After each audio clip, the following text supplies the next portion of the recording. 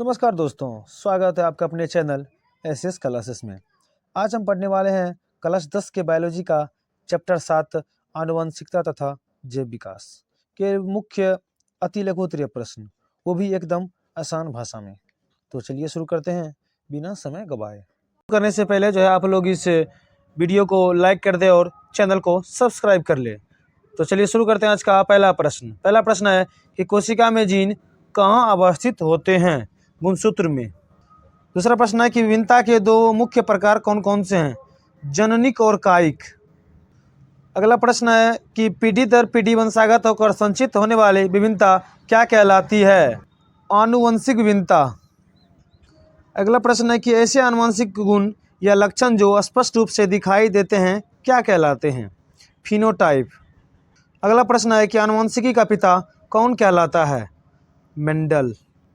इसका देखिए पूरा नाम है ग्रेगर जॉन मेंडल। अगला प्रश्न है कि मेंडल ने अपने प्रयोग के लिए किस पौधे का चयन किया? उसका वैज्ञानिक नाम क्या है? देखिए मेंडल ने अपने प्रयोग के लिए मटर के पौधे का चयन किया था। इसका वैज्ञानिक नाम है पाइसम सेटाइवम। अगला प्रश्न है कि मेंडल के प्रयोग एक संकर संकरण से प्राप्त जीन द्रव्य अनुपात कितना है? 1:2:1। अगला प्रश्न है कि मेंडल का प्रथम नियम क्या कहलाता है? पृथक्करण का नियम। अगला प्रश्न है कि आनुवंशिक विभिन्नता के दो मुख्य स्रोत कौन कौन से हैं? फिर अगला प्रश्न है कि किसी जाति विशेष के एक समष्टि या आबादी में स्थित समस्त जीन क्या कहलाता है? जीन कोश।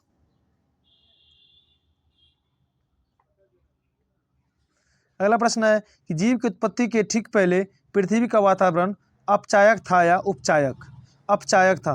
आंसर में ये लिख लीजिएगा, अपचायक। अगला प्रश्न है कि उपार्जित लक्षणों के वंशागति द्वारा जैव विकास की व्याख्या किसने की थी?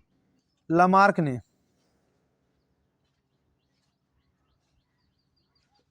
अगला प्रश्न है कि प्राकृतिक चुनाव द्वारा प्राणियों के विकास का सिद्धांत किसने दिया था?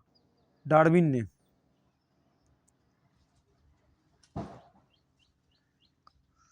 अगला प्रश्न है कि जीवाश्म की आयु निर्धारण की एक वैज्ञानिक विधि का नाम क्या है? रेडियोकार्बन काल निर्धारण। अगला प्रश्न है कि जीवों का वह गुण जो उसे अपने जनकों अथवा अपनी ही जाति के अन्य सदस्यों के उसी गुण के मूल स्वरूप से भिन्नता दर्शाता है क्या कहलाता है? विभिन्नता। अगला प्रश्न है कि जीवों के शरीर में होने वाली वैसी भिन्नताएं जो एक पीढ़ी से दूसरी पीढ़ी में वंशागत नहीं होती है क्या कहलाती है? कायिक विभिन्नता।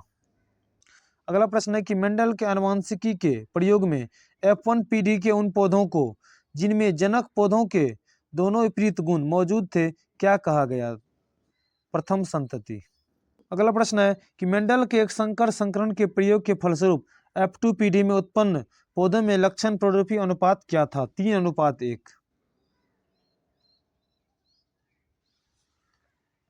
देखिए अगला प्रश्न है कि मेंडल के द्वारा मटर के पौधों पर किए गए आनुवंशिकी के प्रयोग में बौनापन किस प्रकार का गुण था? प्रभावी या अप्रभावी? तो आप लोग अप्रभावी आंसर में लिखिएगा। अगला प्रश्न है कि मनुष्य में पाए जाने वाले 23 जोड़े क्रोमोसोम में 22 जोड़े एक ही प्रकार के क्रोमोसोम क्या कहलाते हैं? ऑटोसोम। अगला प्रश्न है कि जीव विज्ञान की वह शाखा जिसमें जीवों की उत्पत्ति तथा उसके पूर्वजों का इतिहास तथा समय समय पर हुए उनमें क्रमिक परिवर्तनों का अध्ययन किया जाता है क्या कहलाता है? जैव विकास। अगला प्रश्न है कि प्राकृतिक चुनाव द्वारा जीवों का विकास जैव विकास द्वारा यह व्याख्या क्या कहलाता है? डार्विनवाद।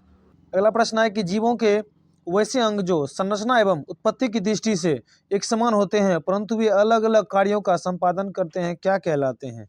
समजात अंग। अगला प्रश्न है कि लुप्त हो चुके जीवों का पत्थरों पर पाए जाने वाला चिन्ह क्या कहलाता है? जीवाश्म। जीवाश्म। अगला प्रश्न है कि एक ही प्रजातियों के सदस्यों के बीच आपस में होने वाले प्रजनन को क्या कहते हैं? लैंगिक प्रजनन। अगला प्रश्न है कि फूलगोभी किस प्रकार का पुष्प है? बंध्य पुष्प कहलाता है। अगला प्रश्न है, मानव का उद्भव स्थान मूल रूप से अफ्रीका है या एशिया? मानव का उद्भव स्थान जो है अफ्रीका ही है।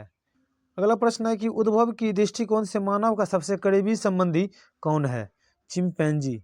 अगला प्रश्न है कि आधुनिक मानव का प्राचीनतम जीवाश्म अफ्रीका के किस स्थान से प्राप्त हुआ था? इथियोपिया से। अंतिम प्रश्न है कि डीएनए अनुक्रम के तुलनात्मक अध्ययन द्वारा किसी जीव के पूर्वजों की खोज क्या कहलाता है? आणविक जातिवृत्त।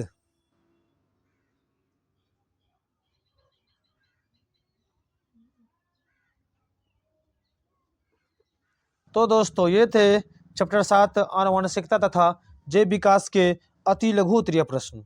अगर वीडियो अच्छा लगा हो तो इसे लाइक, शेयर और चैनल को सब्सक्राइब करें।